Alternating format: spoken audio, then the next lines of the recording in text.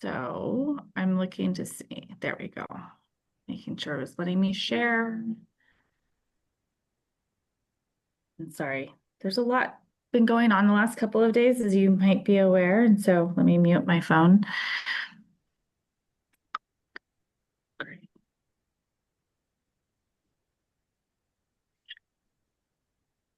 All right, you all can see that, and I'll work on the formatting here.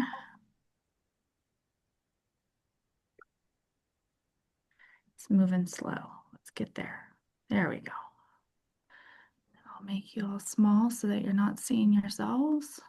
Okay. Can someone just verbally confirm that you can see that? Yes. Perfect. Thank you.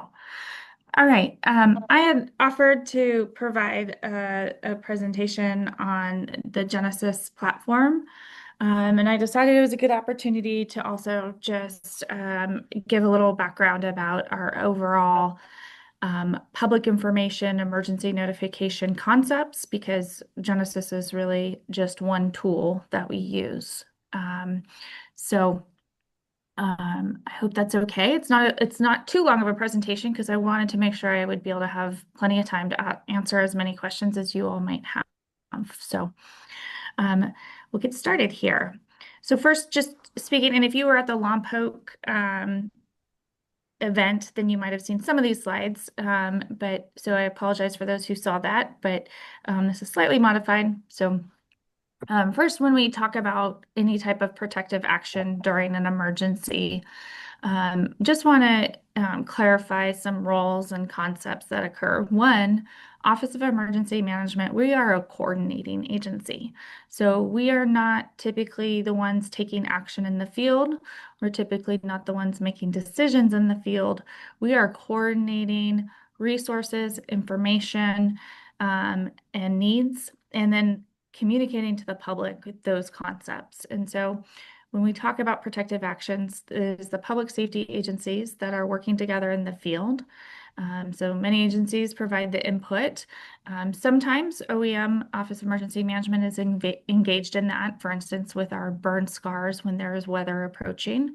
And then that's also when we might include National Weather Service or County Public Works. So, and then we involve the leadership from our fire, law, our county, city, CHP, any relevant parties that may have a stake or decision-making authority within that incident. So those partners vary, but our priorities are always the same: protect life and property. And then once we get from there, life, property, and then we start talking about the environment and all of the other components that might be involved in our community, what makes up our community. And just to note this, so when we talk about that within our county, countywide, right, a very large portion of our county is unincorporated. And even within our cities, the sheriff's department or county fire have authorities within many of even our cities as contract agencies. But our cities that have independent law and fire agencies would have independent jurisdictional authority for alerting, meaning that if an incident is, for instance, within the city of Lompoc, the county wouldn't necessarily come in and say, we are going to notify your residents. We would need the city to say, hey, Sheriff, Office of Emergency or Office of Emergency Management, we have this incident and we would like to notify our residents. Can you assist us? If it's a multi-jurisdictional, so City of Lompoc is a great example because there's lots of unincorporated all around it. So if it involves unincorporated area, maybe Vandenberg as well, then we're going to have that multi-jurisdictional conversation. And depending on the type of incident, if it's a fire, for instance, out in the field, those fire response agencies, along with the law enforcement response agencies, would be having those conversations about what actions are needed based on that incident, and do they agree? And then they communicate that agreed approach to Office of Emergency Management and or the Sheriff's Department for our alerting and public information processes. So, and so any questions about that component of how that process works? and I'll take questions at the end, but just while I'm here, okay, I'm going to keep moving on. So protective actions. Wanted to just reiterate what are our standard protective actions. So there are times where you might hear something else, but these are the statewide agreed upon terms that we use. So the first is shelter in place. And as you can see, we have them in English and Spanish. The county does, we now have a legal requirement to put out all emergency information in the primary languages of our community. And so for our county, countywide, that means English and Spanish. And then some agencies may choose to do additional languages, such as American Sign Language, Mesteco, or others based on what they know their population to be. But we always do English and Spanish. We've always, in Office of Emergency Management, had this policy. So shelter in place is the first one. This is mostly used at this time for flooding or debris flows, sometimes for police type activity. So stay inside where you are, go to an innermost room. If it's flood related, go to the highest floor of your building. If you're outside, seek shelter, anticipate sheltering until further notice. The nuance here is we really want to emphasize go to the highest floor. We used to say go to high ground. And for a debris flow, we don't necessarily want people to leave their home, and they might think of that as going to the hill, and that's where the debris flow might be coming from. Versus a flood, where the water's going downhill and going to a channel, going to high ground kind of works. So we tend to say go to the highest floor of the building or the innermost room for that protection. Evacuation warning, exactly as it sounds, prepare to leave. This is It's a prepare to leave for the general population. However, this is when anyone who has disabilities, access, or functional needs should leave at this time. This is when a concept such as Easy Lift or Colt would still be able to get into the evacuation warning area to pick up those individuals who may need an accessible vehicle. Once we get into that evacuation order, it's highly unlikely that a accessible vehicle will be brought in to help evacuate an individual versus the individual may be being picked up if they were, for instance, in a wheelchair, being picked up and put into a sheriff's unit or sending an ambulance or something of that nature, which is way more resource intensive. So we always encourage all those with disabilities, access, and functional needs. Those with large animals or really any animals should be leaving at this time. This is also typically when we encourage school districts to take action. School districts are independent government entities. They need to make their own decisions, but they often ask us, when should we evacuate? And in coordination with law enforcement and fire, we've generally discussed that this would be the right time for school districts to start evacuating if they were within the zone that's being put into evacuation warning, simply because we know it's going to take longer for them to get their buses, get kids, kids, third graders aren't going to sit there and line up nice and orderly when things are going on, when something like this would be going on. So we generally recommend that this is a good time for the schools, if they're in the zone, being notified to consider evacuating. And again, independent jurisdictions, they need to make their decisions for them. I'm going to go back to shelter in place here. We in our county have not used shelter in place too often for fires, if at all. There's been a few that I've been aware of in my 6 years, mainly like when it was near a home on a very large property like a farm or wildland area, and it was easier because it was in a remote area for the firefighters to protect that one home. Not a big wildland fire, individual small area, but there are more conversations occurring within fire service, and I know others on the call may be able to speak to that. This might be something that may, in some circumstances, be used for wildland fire. Unusual, but could. Okay, going to evacuation order. This is when everyone should leave. Hopefully, those who needed more time have already left. And this is when you shouldn't be, this is not when you go and find your documents or your pictures or Go find the cat crate that's in the back of the garage. All of that should have been pulled out. All of that should be in the car and packed or ready for the cat. And so this is, if we send this out, this is you need to leave now. And no questions, no verifying, no looking for things. This is just go. Now, advisory is not part of the statewide official language. In Genasys, our new evacuation map, emergency zone mapping, this is an option. And so I just wanted to cover this. Advisory is likely to be used more as we haven't talked about it. It might have been something we could have used for instance, for the 911 outage. We could have maybe selected all of the zones in the county, put them in an advisory and put information about the 911 outage. Just like alerting with the Genasys mapping, we want to use it when it's needed most so that people don't fatigue. And so we're still talking through how exactly we'd use advisory, what situations. I think other examples might be post incident. Maybe we no longer have an evacuation order or warning in place, but maybe there's still first responders on the streets, electrical utilities on the streets. And so we might put an advisory in indicating that there's still this cautionary concept within an area that residents and businesses need to pay attention to. We've talked about if there was like a water impact, if there was a water quality, a boil water notice, would we use an advisory? So we're still playing with this. Again, it's not part of the state's official protective action language, but it's within our mapping system. And so we're playing with how we would use that.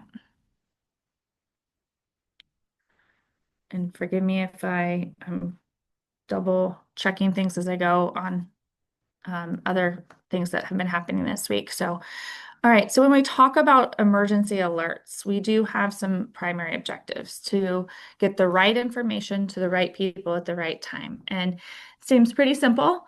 It's not. Getting the right information is probably the first and hardest step, making sure we know what is happening, what's needed. We are required to, when we alert the community using our emergency alert systems, we are required to have 5 elements of information in there. And so when a first responding agency calls my duty officer and we're asking for those 5 elements, it's because we're required to use them when we do alerts. And it's basically your who, what, when, where's. What is the agency? What is the threat or emergency? What is the action that needs to be taken? What is the timing associated with that action? And where can they get more information? And so we're putting those concepts together for our alerts each time. And so the right information can be difficult sometimes. The right people, making sure we're getting the right people, that we're getting the right zones or areas, and the timing. There's been a lot of discussion about, and this is on the public safety agencies, right? Making a decision about do we evacuate, do we do staged evacuations in certain conditions? Sometimes it's just everyone gets notified at once, but is there some times where we might want to stage and say this group first, give them an opportunity to start moving, then this group, give them an opportunity to start moving. But overall, again, that goal is always to protect lives and property. So if we don't have every piece of information that we're required to have, if it's really immediate life safety, we may still push that message with the limited information we have. We always want to make sure that we have the confirmation of incident and need, but we're going to push those notices out as quickly as possible. And we're always going to use multiple alerting and communication pathways. So, oops, my top of my screen. Let's go back. So this is a little out of order, so forgive me, but when we talk about alerting, one of the things that we're going to be doing with the new Genasys mapping is we will not be using zone names and numbers. There are quite a few counties in the state who are using zone names and numbers in their alerting. Um, we don't believe that this is a good practice. We have a lot of commuters. We have a lot of visitors to our county as the Riviera, right? And so those visitors to our county are not going to know our zone names and numbers. And so we believe it's really important to continue to use geographic descriptions, town, city names, streets, so that if we have someone in our hotels at the beach, they will recognize, oh, my hotel's on that street, or I remember getting off the freeway on that street. So that's really important. The other thing is for our residents, when you're in a high stress situation where you might have to evacuate, we really do have a concern that we're asking them to remember a three letter identifier with a digit behind it. And so that doesn't work if you might have seniors with memory issues, you might have low tech literacy, internet connectivity. If they forget their zone name and number and they're trying to look it up, we don't want them to have to worry about that. We want them to just know the streets around them and hear that and go, oh, this includes me. So we're trying to be as whole community as possible. So even though we have these zone names and numbers, we will continue to use geographic descriptions in our alerts. So what tools do we have? I talked about using all our tools in our toolbox. Um, Oops, my lights are auto shutting off on me. There we go. For alerting, we have field notifications, wireless alerts, our Ready SBC alerts. I'll talk a little bit more about that. Public information, here's a listing. I'll go through all of these as well. The one I want to highlight on public information is Radio Ready. That is in Mid and North County. That is AM 530. We are working on a solution for South County. And so hopefully we will get to make an announcement on that soon. But we were trying to get one South County wide AM radio station, and I think we're close. And then we have one Mid and North County, and that includes the Cuyama Valley. It would be AM 530. So the difference between alerting tools and public information tools. Alerting tools are tools that we use that push notifications to your phone or devices or your TV or your radio. If you registered for the Ready SBC alerts, you're not choosing to go look for that alert. Your phone's going to call, text, beep, and tell you that you're getting that alert. Same with the wireless emergency alert. Public information tools, those are tools where people have to go search that information out. They have to go look for it. And so generally we use our alerting tools to get some basic information out, and then we push them over to our public information tools to get confirmation and more information and more details. So some of our alerting tools, door-to-door notifications, at least within unincorporated county and those areas served by the sheriff. Our sheriff's department is a strong believer in door-to-door notification when it is safe for public safety officials to do that. County of Santa Barbara Sheriff's Office and City of Santa Barbara have installed, police department have installed high-low sirens. And we tried to use this to see if it worked. There we go.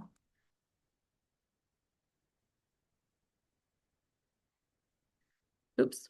So you can hear how that's some people might refer to it as the European siren. You can hear how it's a different siren than the normal police siren. The idea with this is that because it's different, people will pay more attention. It'll get their attention. Just like anytime there's a helicopter over, you see on social media, everyone's chatting about, why is there a helicopter? Is there a fire? You hear sirens, everyone's asking what's happening. So hopefully having this slightly different siren will help to get attention from the community about any thing that they might need to pay attention to. Flyovers. We primarily use helicopter flyovers with the air support unit for riverbed and homeless encampments. They're not as effective over residential areas because if you're in your house, you just hear something outside and you don't necessarily hear what it is. But it is a tool that we could use. However, primarily we've used them for riverbed homeless encampments when we've needed them to evacuate due to flooding and or fires. And I saw there was some comments, and please, if you have questions, please feel free to unmic. Oh, great. I'll come back to that question about the data. I'll definitely come back and address that. So alerting tools, Ready SBC alerts. This is where we ask our residents to register for Ready SBC alerts. When people register with the system, we can only use this information for emergency information. I can't use it to tell you about a community event. I can't use it to tell you about local politics or elections, or an upcoming meeting, unless that meeting is related to disaster recovery. So we can only use this for emergency purposes.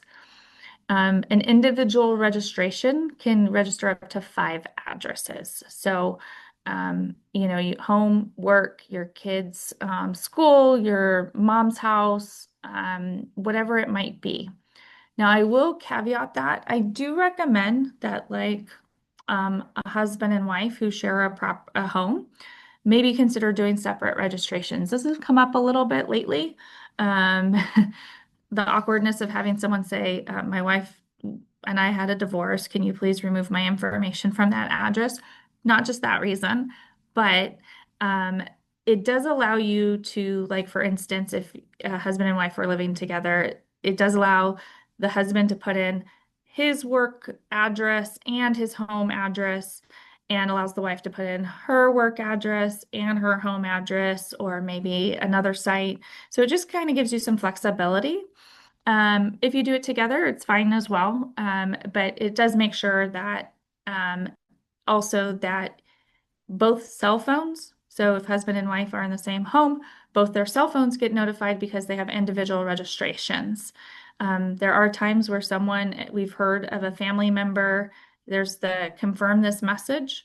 Family member received the message on the cell phone, and their phone number was the first one listed. They confirmed, and then the other family member's cell phone didn't get the message, right? So sometimes we do messages that way, where if you confirm, the rest of your devices don't continue to get called. We try not to use that method when it's really important.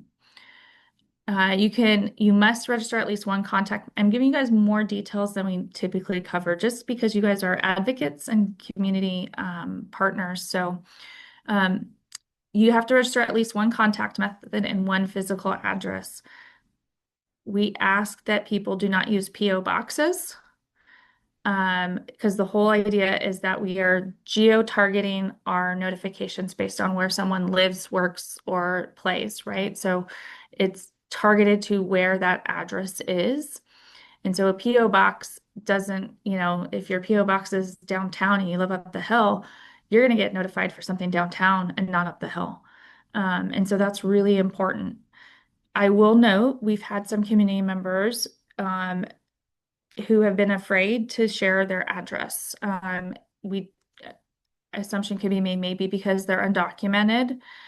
And so what we've encouraged them to do, if they were not comfortable, was to go ahead and use like a shopping center near their home, or a public space that's very close to their home or work, so that we're still geographically targeting where they are living, but making sure they recognize and understand that, literally when we do notifications, we have to draw a line down a street. And so if that shopping center is on the opposite side of the street from where we happen to draw the box, that can impact how they get notified. So, but we'd rather have those community members register in some way, even if, and not be afraid to provide that registration. So, and then you can put what order you prefer. If you prefer to get text message first, landline, email, you can put the order that you prefer to receive those notifications, or you can just say all of them.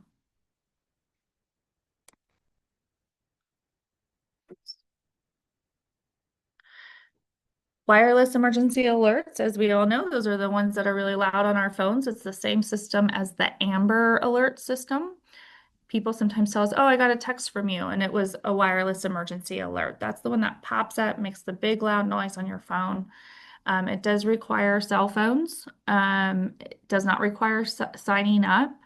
People can select to not get those within their phone. Your phone automatically gets them. You would have to opt out. We never recommend this, but it is out there on how to do it. Um, and with the newer technology, we're able to get more targeted notifications. I know wireless emergency alerts kind of have a little bit of a um, stigma that they don't always target exactly where we want to get, that they have what we call bleed over, they get other areas.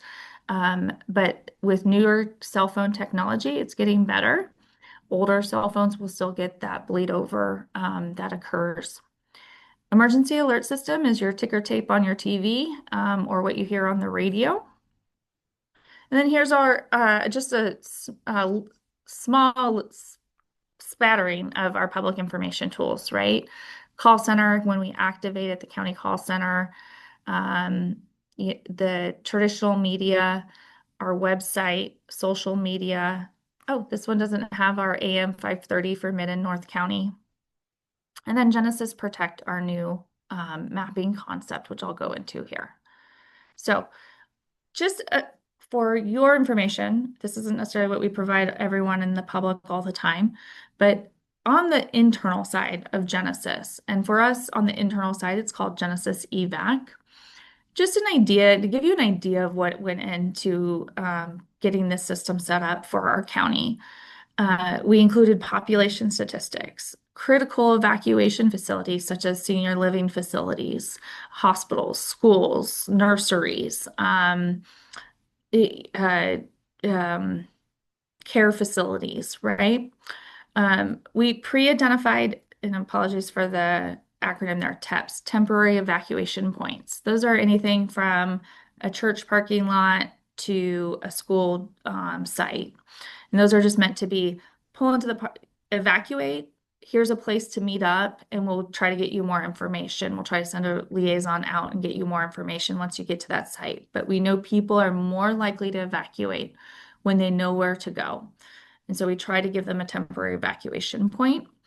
We have preloaded our shelters, traffic control points that we know are standard, always happening traffic control points. Zone descriptions. So even though there's names and numbers, we also describe them. What is a common name?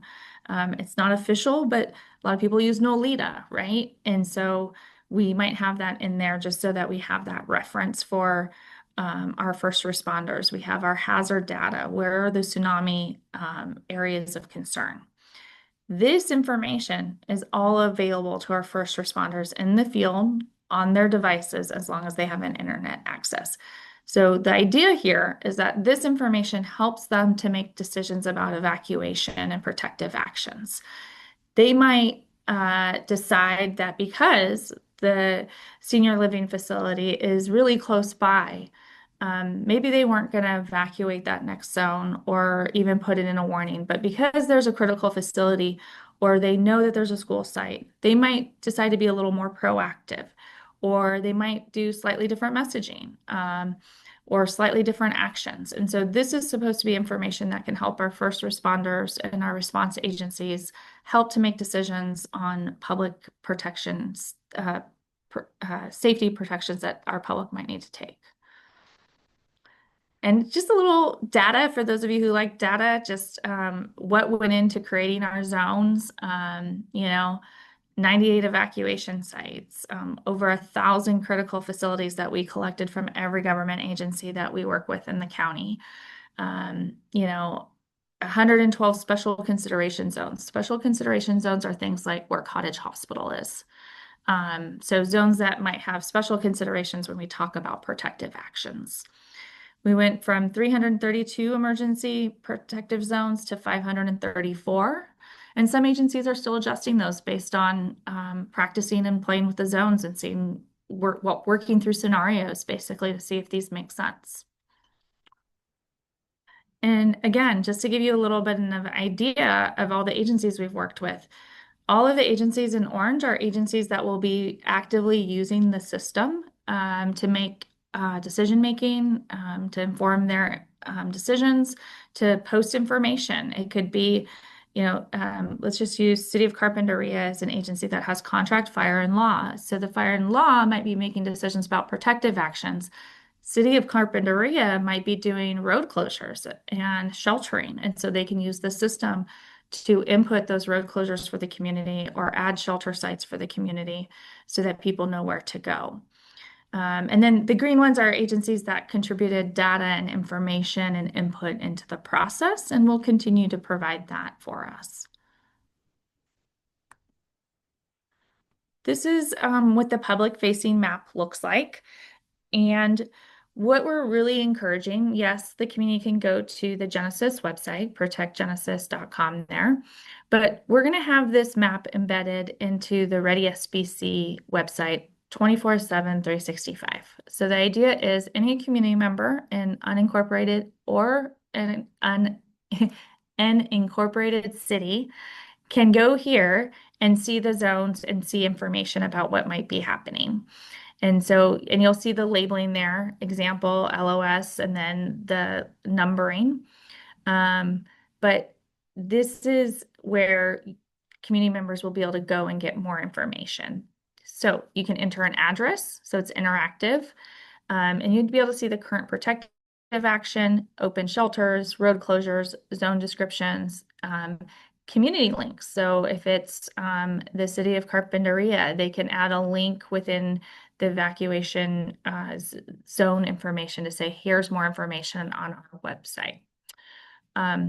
One downside to Genasys, and it's one that we're asking for them to actively look at, is that it is English only. And so what we will be doing as a county is in this reason box that you can see kind of right smack in the middle of the screen here, might be a little small, that we're in that box, we're going to always put English and Spanish.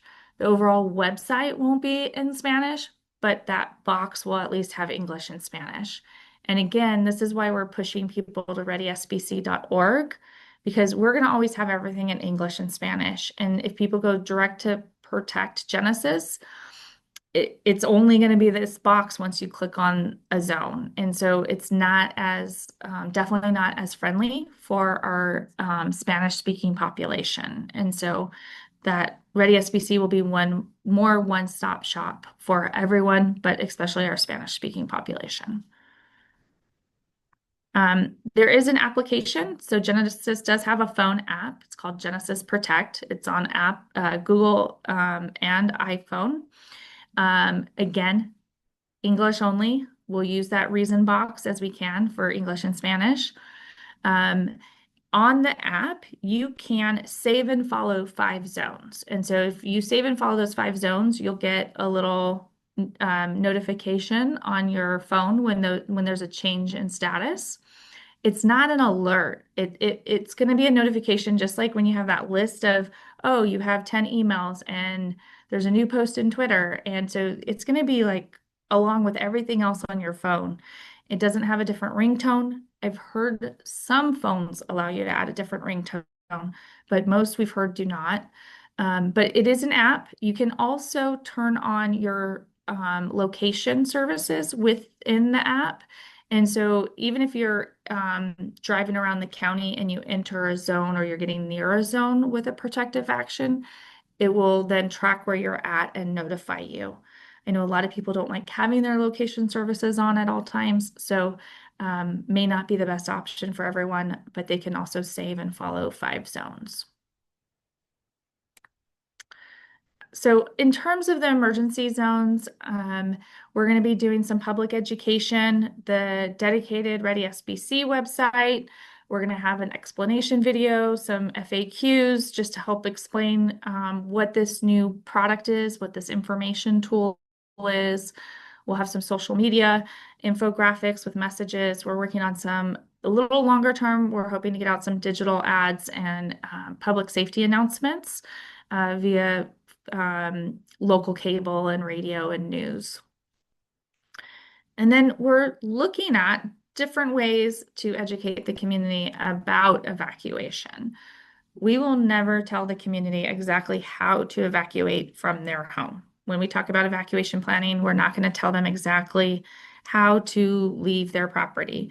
But are there ways we can educate them or encourage them with a campaign potentially called Know Your Way Out? And that's where we want to target our the community to encourage them to understand, most people take the same. I know where my house is. I usually go almost the same way every single day, in and out. And there's probably at least 3 to 5 ways I could come in and out of my neighborhood.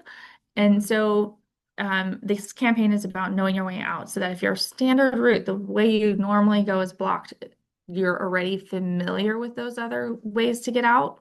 So this is going to be another public education campaign. It won't necessarily look exactly like this. This is an example from City of Laguna down in Orange County.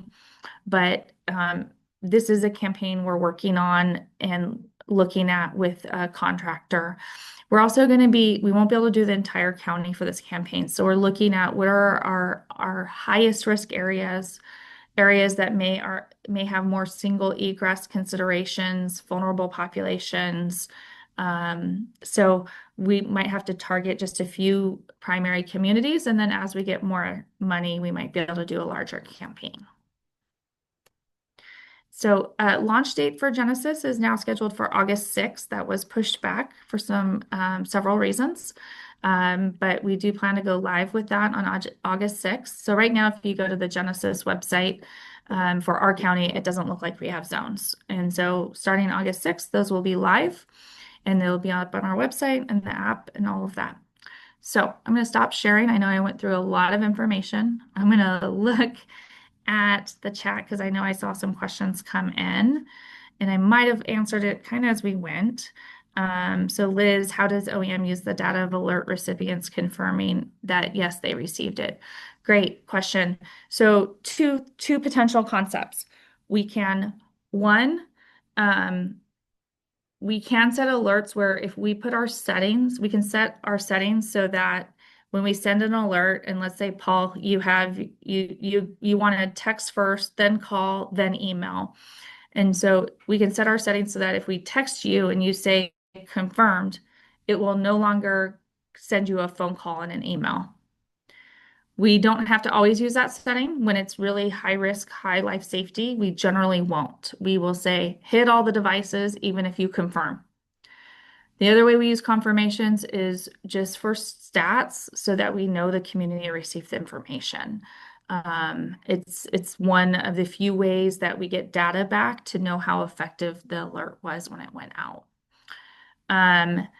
Nancy, you mentioned cannot hear sirens. Oh, you couldn't hear it when I was presenting. I apologize. If you look up European police sirens, or if you've ever been to Europe, it kind of has this high-low tonality. It's very different than our local police use. And so City of Santa Barbara and County Sheriff, again, are the ones who have that in their vehicles at this time. And then at Botanic Gardens, yeah, you guys have a great program over there. Yes, we do have approximately 18% of our county that's registered for emergency alerts. It sounds so low, and yet we're doing pretty good compared to a lot of counties, but it is low. We do know South County, it has a higher registration rate. Primarily post Thomas Fire and debris flow is when we got that big influx of registrations. Unfortunately, disasters do increase our registrations. And so, for instance, after the lake fire up in the San Ynez Valley, we got more registrations in the San Ynez Valley.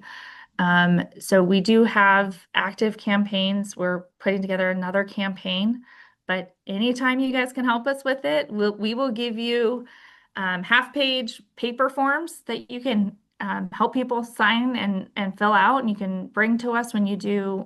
We already work with Fire Safe Council staff.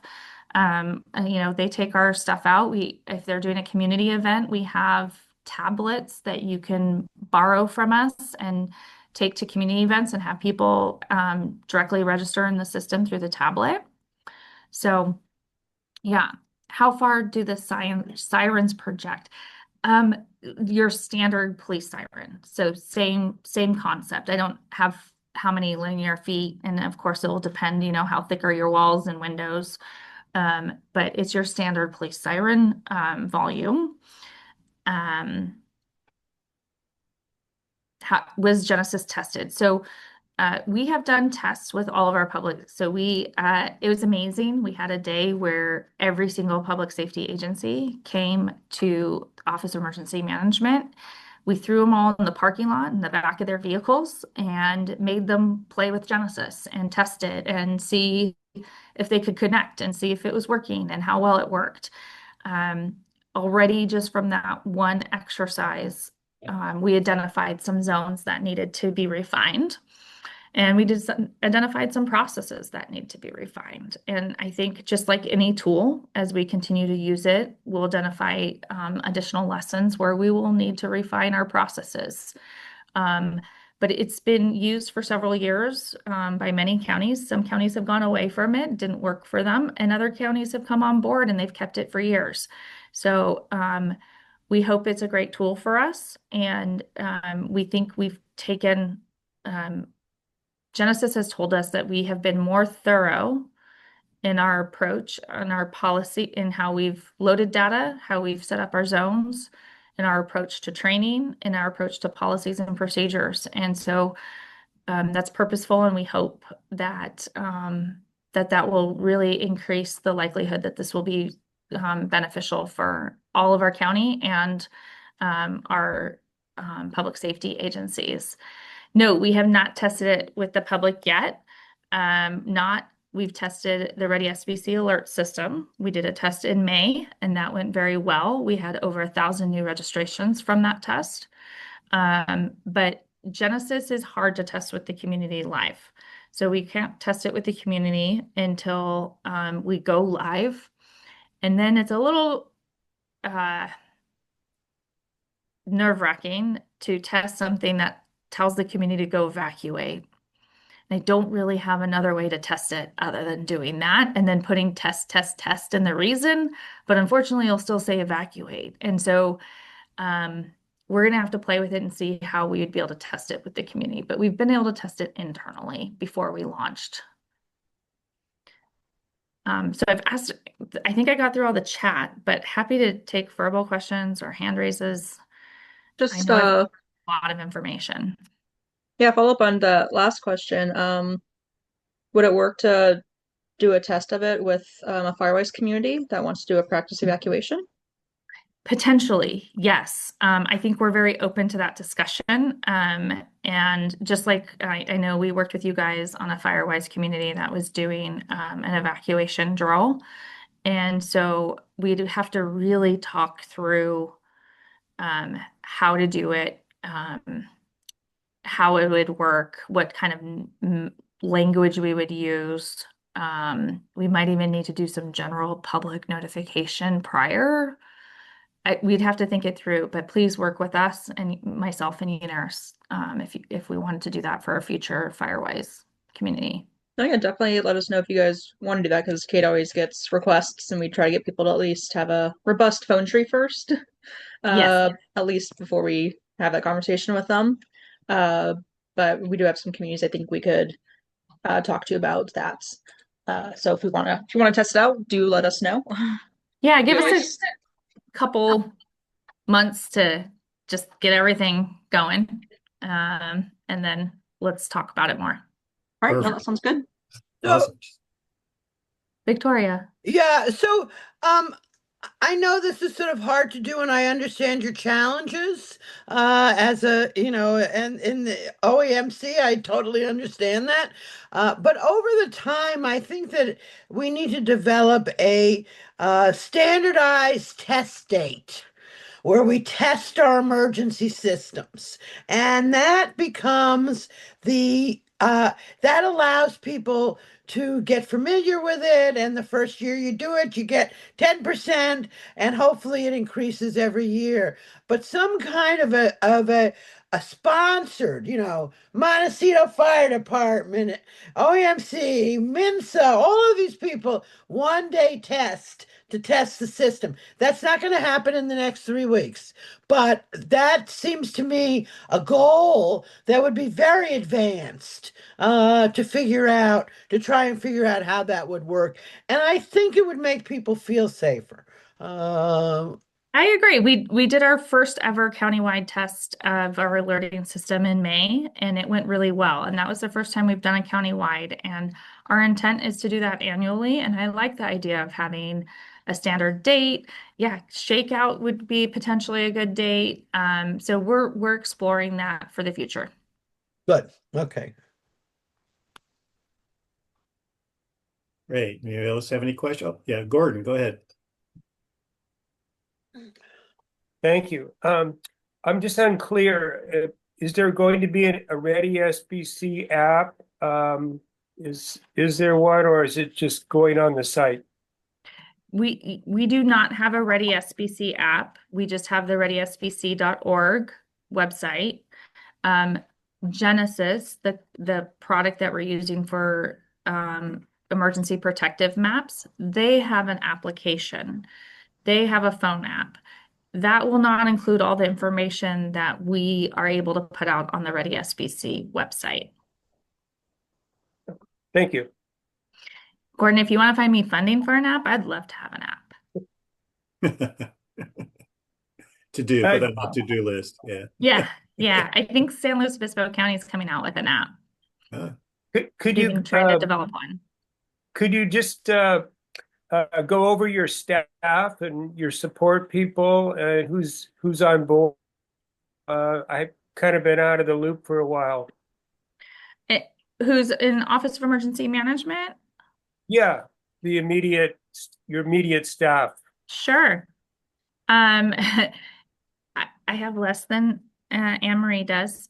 I poke her about that. So it's myself. I do have an associate director, and then I have 3 emergency managers who act as duty officers. My associate director also acts as a duty officer. I have a grants business specialist who does my budgeting, grants, fiscal. I have half of a PIO, a public information officer, that I share with the CEO's office.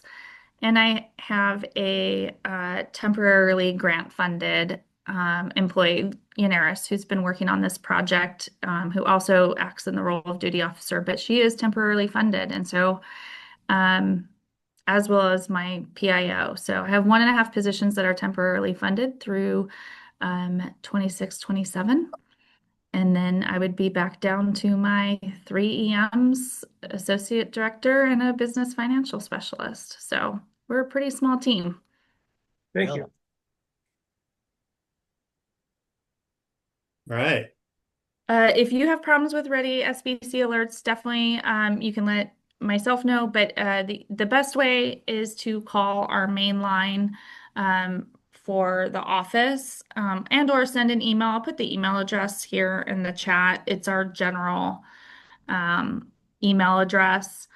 And yeah, we've gotten questions with the alerts about issues and concerns, or, I moved out of county, or it doesn't seem like, it didn't work.